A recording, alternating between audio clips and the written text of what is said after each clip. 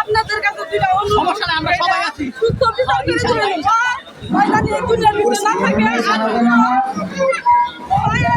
খালি করে না করে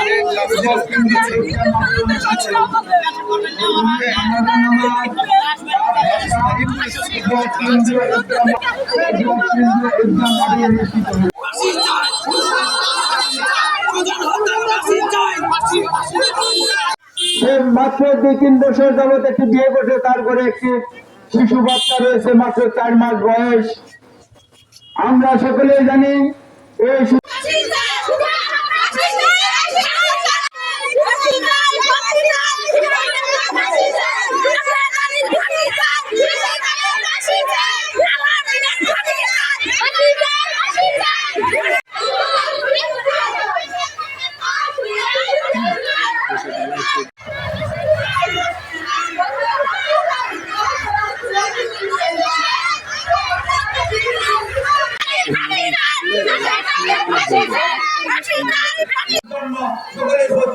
আমি ধন্যবাদ জানিয়ে আকর্ষণ করছি আমাদের মধুপুর ধনবাড়ি আসনের মাননীয় মন্ত্রী তারা নৃশংসভাবে হত্যা করেছে, সেই হত্যার বিচার চাইতেছি আপনাদের কাছে। আমাদের আসবেন এই সুদের হত্যাকারীদেরকে আসলে কিছু বলতে পারি না, আমার বলার কিছু নেই, দুঃখ দাও আমার ভাই, ভাই আমাকে বাঁচাও, আমাকে বাঁচাও, বাঁচাতে পারি ভাই, আমার ভাই আমার চোখের সামনে ছটফট করে ভাই আমাকে বলে ভাই আমাকে বাঁচাও,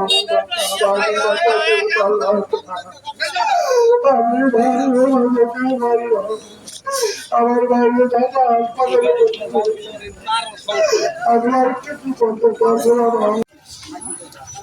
আজকে আমরা এখানে যে মানববন্ধনের জন্য উপস্থিত হয়েছি, আপনারা ইতিমধ্যে অবগত আছেন, গত শুক্রবার সকালবেলা আমাদের যে একটি নৃশংস হত্যাকাণ্ড ঘটে, তার ধারাবাহিকতায় আজকের এই মানববন্ধনে বিপদ মানুষের স্বতঃস্ফূর্ত অংশগ্রহণ আমরা সকলে উপস্থিতি লক্ষ্য করছি।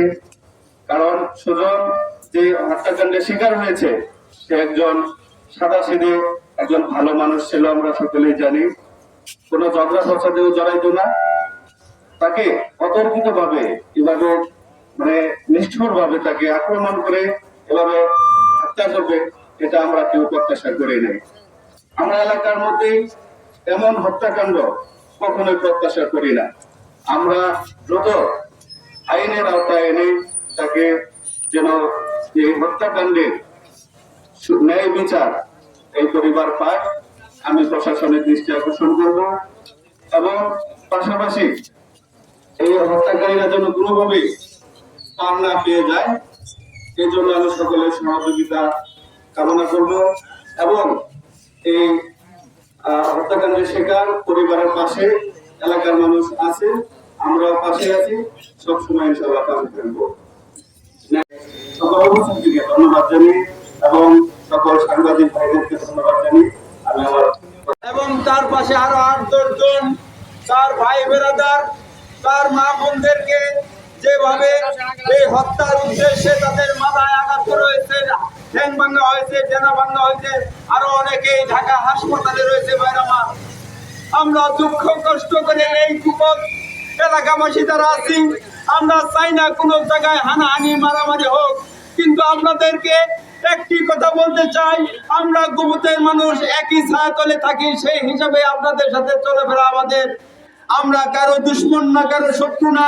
কি কারণে আমাদের এই আমার নাতিকে এইভাবে নৃশংস ভাবে তার মাথায় আঘাত করে মাথার গিলুটা ছিঁড়ে ফেলাইছে, মাথায় আঘাত করে তার মাথার মস্তক ছড়াই দিছে। ভাইয়ের আমার, আপনারা জানেন, আপনাদেরকে অনুরোধ করছি, আমরা চাই তার নির্দিষ্ট বিচার হোক, সেটাই হোক, তাদেরকে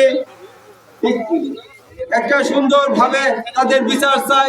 সেই ফাঁসি কার্যকর করা না হবে সে পর্যন্ত আমরা সবাই সক্রিয় থাকবো এবং সুজনের পরিবারের পাশে আমরা থাকবো ইনশাআল্লাহ। ঠিক